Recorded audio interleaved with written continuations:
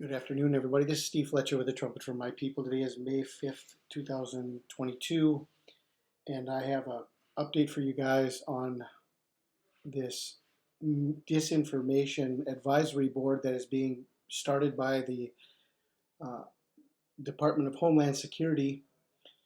On April 20th, we shared with you the news that came out of the New York Times. Barack Obama is taking on a new role fighting disinformation. He went on to speak on April 21st at Stanford University. He calls for tech regulation to combat disinformation on social media. So what this is turning out to be is Obama is becoming a disinformation czar. From the Department of Homeland Security, there's an article here that shows that the DHS is doing damage control on disinformation board and won't discuss possible Obama role. Obama has been given a new role based on the New York Times article to combat disinformation, misinformation. He's already been speaking at events on this subject, and now we've got the DHS coming out. You know, they're doing damage control on the meaning of this board, and I want to share a video with you guys showing some information about this, but I want to let everybody know that May 6th, this department goes into operation and they begin meeting on May 6th. Okay, we're watching May 6th and May 7th as this is the exact day on the Hebrew calendar, Iyar 5, which is Israel's 74th birthday. And I think that this piece of information is a very critical one to what we are watching. Does this turn out to be Obama's new role begins on May 6th as this board and this advisory committee begins meeting together, and DHS won't discuss possible Obama role. So obviously, if he wasn't involved, they could easily come out and say he's not involved.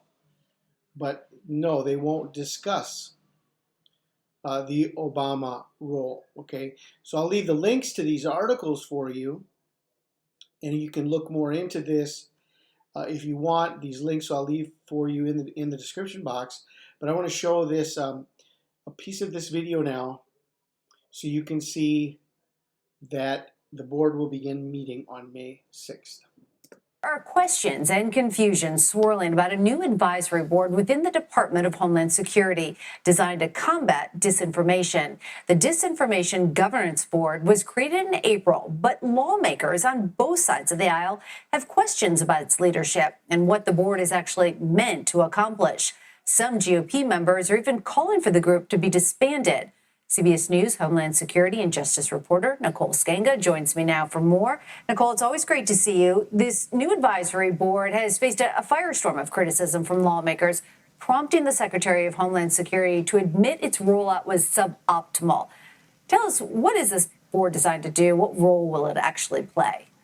Yeah, this is a working group that lives within the Department of Homeland Security. It's set up to create best practices, guidance, policies that inform the disinformation work that the department has increasingly been engaging in, given just what a complex environment we're currently facing. So, for example, DHS guidance to the United States telecom industry 2 years ago, debunking false claims suggesting 5G cell towers spread COVID-19, some more current examples of DHS's work, accounting of Russian cyber attacks and election interference. Okay, so you see here that what is the Disinformation Governance Board? DHS board created in April to curb disinformation. Remember, April 20th, it was announced that Obama was getting a new role. So this board was created in April, and in April it was announced Obama is getting a new role to combat disinformation. Will be made up of career and political appointees. Group chaired by DHS Office of Policy and Office of the General Counsel, and board will begin meeting on May 6th. Now, it was definitely a rocky rollout for this group, the Disinformation Governance Board. Lawmakers, even DHS officials, have pointed out to me this week that that name doesn't help. It's a bit of irony here. There's been a fair amount of actual mis- and disinformation around the Disinformation Board, even some unfounded comparisons to the Ministry of Truth, which our viewers might recognize as the fictional department within George Orwell's dystopian novel, 1984. But